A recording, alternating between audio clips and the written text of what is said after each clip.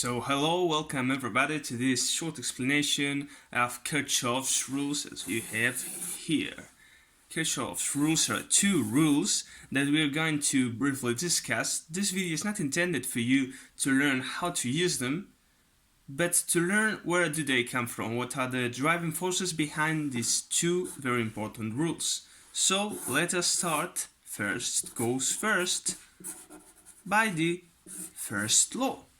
That is this one, that it says that the summatory of all the currents in a node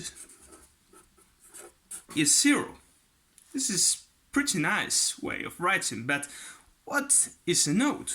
Well, a node is just a place where three or more wires meet.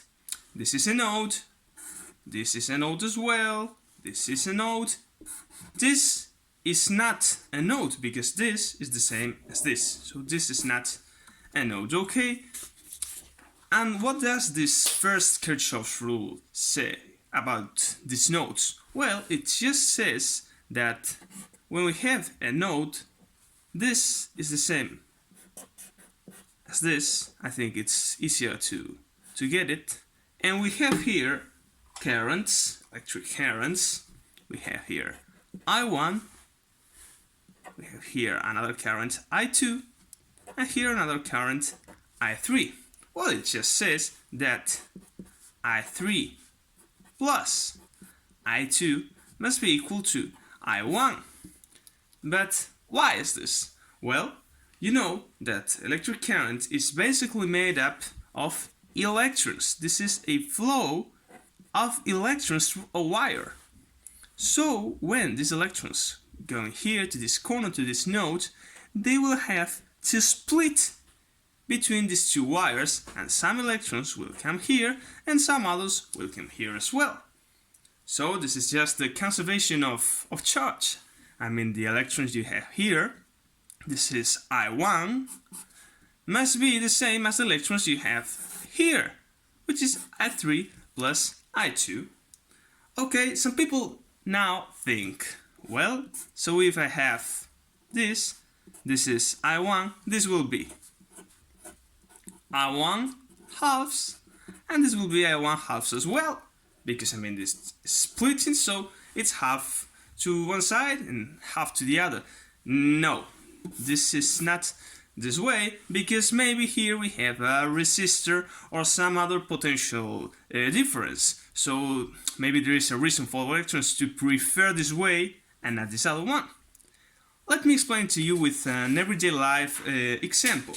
Imagine that you are in the supermarket and we have two cashiers here, and we have here one cashier, and here we have two cashiers separated, and you are queuing here with some other people.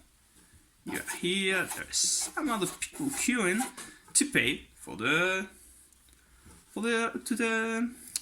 courses, no? I mean, this will be 1, this will be 2. Okay, 1, this is 2.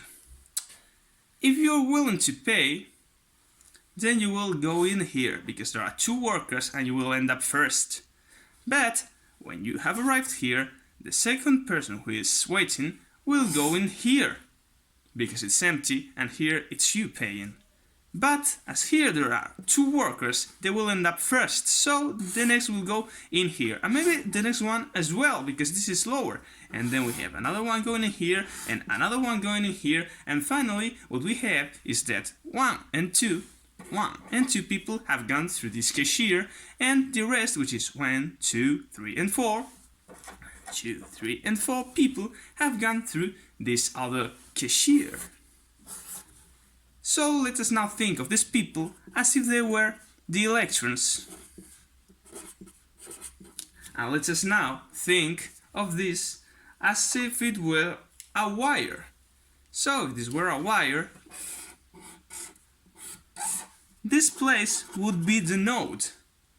This would be wire 3, for example, and we have that I3, which is this flow, will be equal to the flow I1, which is this other flow plus this flow I2.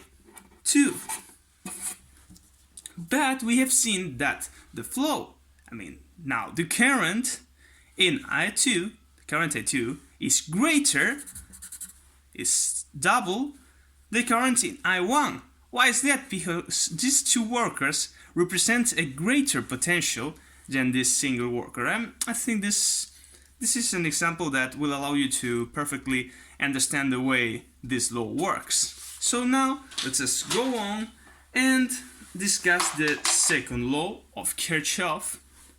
Now, second law, which says basically the following. It says that the summatory of the potentials across a loop, now it's not a node, it's a loop, is zero as well. It's pretty like the previous one, okay? So first, well, a loop is just any closed wire, any closed circuit. This is a loop. If we divide it in two, this will be a loop as well, and the big one will be a loop as well. And now this is a loop, this is a loop. This is not a loop because it is not closed, so current can't flow through here. Okay, but now you may be wondering because, well, current, yes, goes in this way, so it's pretty nice to understand that currents may cancel out with each other. But what about potential difference? Because in a circuit, potential difference are always positive. If we have a battery, for example, you will never find a battery which has here a label, and then the label says, well, minus 16 volts. No, this is not possible. You will never find a battery that is minus 16 volts. So how can finally this summatory be zero? Okay, we cannot define a voltage vector, because the potential is a scalar field, so we cannot find this vector. It is not accurate, it's ugly, no, don't do it. But what we really can do is think a little bit of where the potential comes from. And you know that for the theoretical lectures, potential is minus dE dr. And this E, which is the electric field, is a vector. And this minus will give us a really nice clue, because this will be some kind of notion of opposite.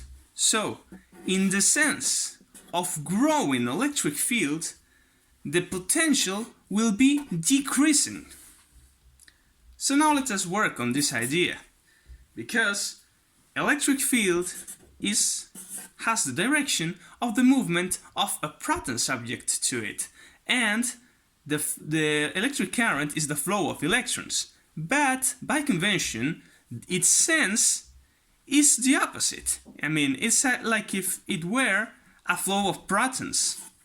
So current has the same sense as the electric field, so the voltage will have the opposite sense of the electric field and therefore of the current, and we can define a sense in which this will be increasing or decreasing. Okay, so now let me give you a useful tip, because knowing this and keeping this formula in mind, which is very important for you from now on, then we can say that if a potential difference favors the flow of current, this is like the current, and we have a potential difference here that favors this flow, then this potential will be accounted for as negative. Okay? Because of this whole thing we have been explaining out here. And if we have a current, okay, and now there's the potential, and the potential opposes to the current, then this will be positive, just because of this. Okay, so now I think you have the tools to apply this Kirchoff rules, and what is my main purpose is for you to have understood the reasons, the driving forces behind these rules, and not applying them just as if you were crazy. Okay, so I hope this theoretical fundamental little video has helped a bit to clarify your minds, and see you. Bye.